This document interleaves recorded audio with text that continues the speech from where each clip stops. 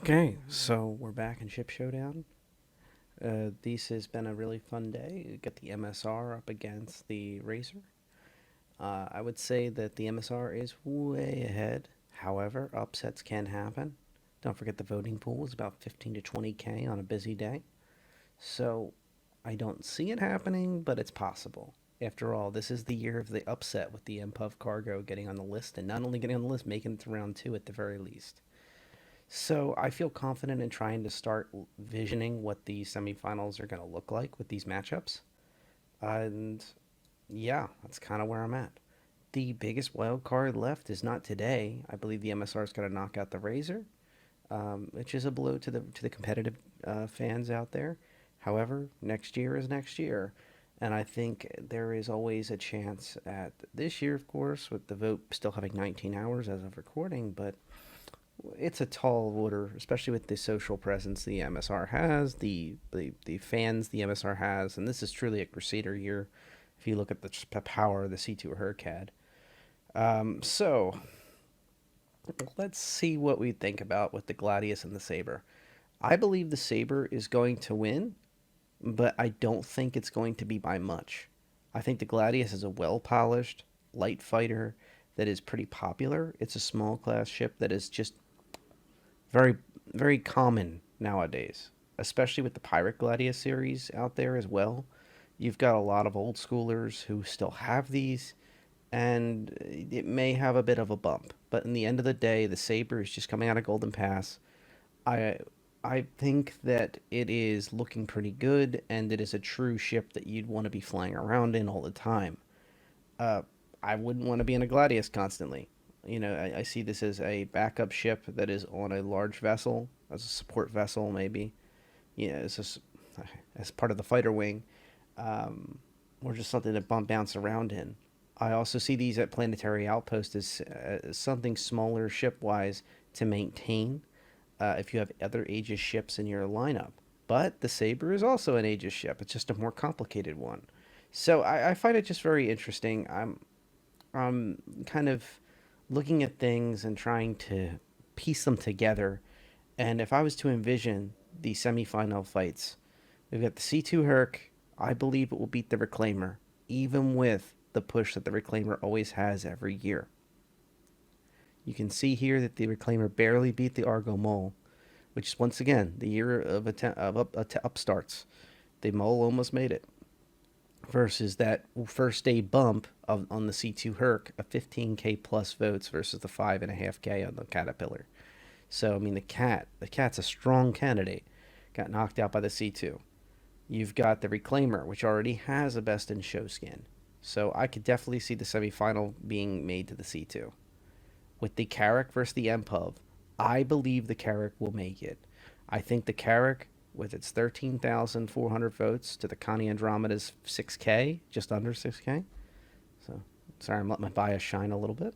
To the Carrack's 13 to Connie's, to the MPUV, 11K to 7K. Uh, it's just one of those things where I think the Carrack has more of a voting base, more of a power to it. I think the Carrack will win the day, not by much. I think do not discount the Argo Cargo gang, but I do think that we'll see a lineup of C2 Herc, Carrack, and finally, I hate to say this on this front, especially because Jack, looking out for you. I know you just picked up a 600i. I hope to see that you're going to get that skin, that paint, for the best in show. But if you look, the 609 barely beat the Cuddy Black by 200 points. Now, there was that undertow of the Origin bad, Origin good joke, and Drake good or bad joke there. So there's a there's a reason that CIG put these two together. There is actually a direct competition in the community between Drake and Origin. So to be fair, but when I take a look at that Retaliator bomber and its handy defeat of the Banu Merchant, the Banu Merchantman, if the Banu Merchantman was on here, it would be in finals already somehow. The Banu Defender, and that's kind of the elephant in the room that I was going to bring up next. If this bomber Despite the fact that Tally is a workhorse with an incredible amount of modules, it's coming out of its golden pass and it's looking great. I'm loving to see the modules being realized and being confirmed. They're going to be there. The Retaliator base crew is also involved. If this bomber was up against the Banu Defender, it wouldn't stand a chance. So I think to the Banu fans out there and to the exotic ship fans out there, wait. The Merchantman will be there. The Defender will have another shot at this. Don't forget, next year, the Merchantman will have its shot. And when that Merchantman comes, it's going to be like that C2 rolling through, or the Reclaimer in the early days. It's just going to roll right through. So just bear that in mind. So anyway, I would see that the 600i, I believe, will be the one that wins. Previously, I said the Retaliator would have a better shot, but I believe it was because they were up against the Banu Defender, an exotic ship that very few have. And people, in even worse, people that have the Banu Defender as a loaner for their Banu Merchantman do not get the skin. So it's one of those situations where there's not as much motivation to have it. I think that the Retaliator bomber is going to be a strong candidate. I think the 600i, though, is going to win the day. I think the same kind of folks who are voting for a C2 Hercules are thinking about the 600i Explorer in a more favorable light than the Tally. In fact, they're pretty much scared of the Tally because the Tally could pop a C2. But anyway, so if in my dream team lineup here for the semis, I see the C2, the Carrack, the 600i by an inch. This is close, but not as close. And then finally, right here, there's no debate. The MSR is going to win, and then the MSR is going to win the semi. So there's your lineup. If I was to have a crystal ball, obviously anything can change. Socials can happen. Folks that on Spectrum can kind of push things and kind of maneuver things to convince the audience to do different things. There's plenty of evidence of that, but that's all part of the game and the excitement of this. Now, there has been some changes to the way things are done on here. You have to actually click the cards in order to see the votes if you haven't already voted. And I do understand why CIG is starting to call back on this year. I said this at the first video, I think, but just to iterate, try to vote with your heart. Vote with what you think deserves it. And don't vote just because everyone else is voting away. But I'm happy to say that I none of these really make me stand up and go, this is the wrong thing. Even the MPuff Cargo, because it's going to be beat by the Carrack anyway. I don't see it. And I might catch some hate for saying things like that, but I'm just being honest with you. And for the record, I did vote for the MPuff Cargo in the first round to give it its nod it deserved because it made it on here. It made it to the second round. That's something to be proud of for something that doesn't even have a QD drive. But anyway, I wanted to bring you all into another part of this topic. So let's say you have one of these semi ships, CCU'd or purchased outright. What does that look like when you get your paint? Are you stuck with it? Can you do other things with it? And I'm going to show you why, because I owned one, and I'm going to bring it up with you. So this is my own hangar. And in here, because I had a Carrack that was upgraded to, it was not outright purchased, it was upgraded to, you can see that I was attributed these items when it hit Best in Show. So when it hit its semifinal, after the whole process was over, all the semifinalists got this package. Now you can purchase the ship outright. You can. It's got the 2-year insurance, I think, or something. And there's even a Best in Show pack, I think, with all 4 that may or may not have LTI. I think last year's, I was just talking with somebody about this last night. They were convinced that it had LTI. I'd have to double check that. But so there's these packages available at the end, and also obviously the ships themselves that are literally listed as the Best in Show ship. Now, when it is the Best in Show ship directly, like you purchase one of those, upgrades like CCU upgrades require you to pick up the Best in Show of that ship to another ship. And this is also something that is anecdotal from another person I've spoken with. Basically, they were able to ask the support desk to be able to switch one of their CCUs from a regular one they already had to another ship to a Best in Show class, so they can transfer that Best in Show ship to a new ship. Not making it Best in Show. They will not do that. But as I understand it, he was able to get it. The ship was was purchased as a best in show ship. He had an upgrade of that ship that he didn't realize previously. He was able to go to support and request that that exact same valued item be changed from a insert ship here to the new ship I want to a best in show insert ship here to the new ship I want. And that's all they did for him. There is no actual value to this paint, interestingly. Although on the markets I'm not going to discuss, that's a topic for another day. But the paint here is an item. You cannot transfer it if it is not already attached to the ship.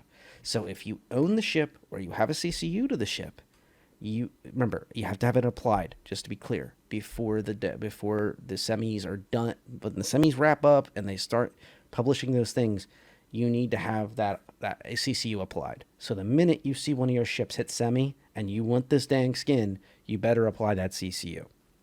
So, when you get that paint is sent to you like this. If you notice, there's no exchange button, there's no transfer, the gift button, there's nothing. You know, just to give you an idea, there's no gift button. There's no exchange buttons, apply, any of that stuff. You don't need to. There is Carrick paint, best in show, Carrick t-shirt, and they also sent me a Carrick helmet. I've used this helmet on machinima shoots twice now because it has no face. It's the face is tinted, so you cannot see the face. So when we were trying to cover for people that were not available, we were doing B-roll shots and in the background, we were able to do a lot of different things. So when you get best in show, what you have here is you have the two different packages that come with it. In this case, it came with the helmet, the shirt, and the best in show paint. I don't know if all of them will have such extensive things. That could just be because it was the Carrick. But right here, right now, that's what was last year's event.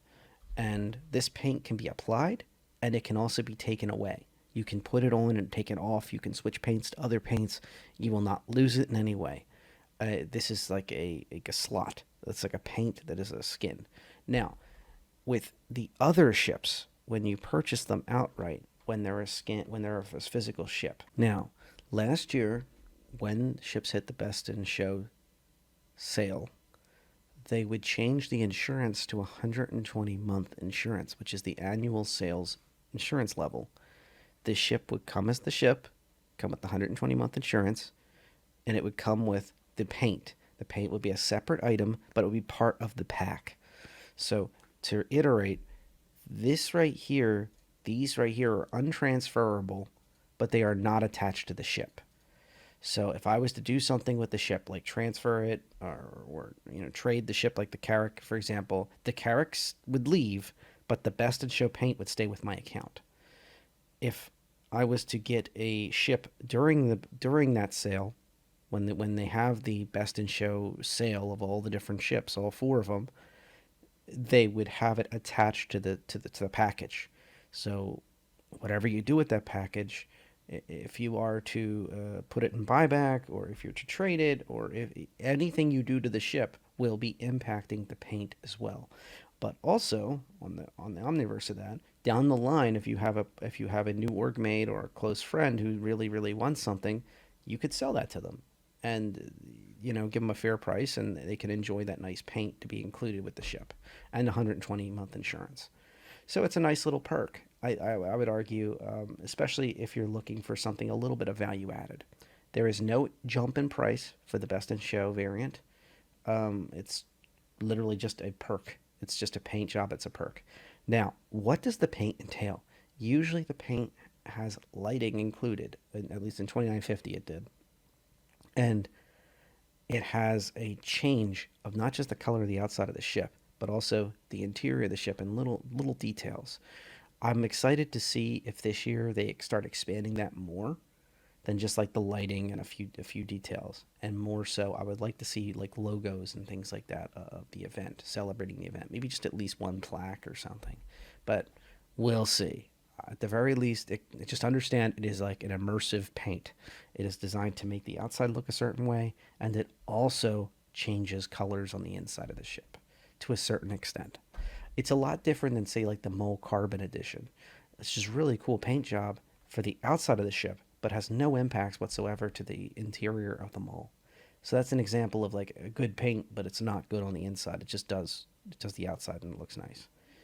So that's an example of the Carrick paints, the Reclaimer paint. You hear me endlessly talk about. They're examples of really well done ones.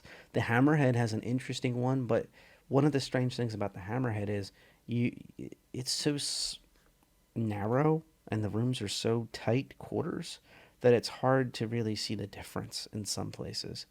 So I will just mention that as well. The smaller the ship, the less of an impact the best in show type finish and look, except for the outside, changes things. So, just a thought. Um, so that's kind of where I'm at right now. I'd like to do an immersive video where it has cuts at every single ship in the line. But at the very least, I hope this gave you kind of a picture of where we're at. If this is your first best in show, your first ship showdown in general, you know what to expect. If you already have the ship, if you have the CCU'd ship, does that impact it?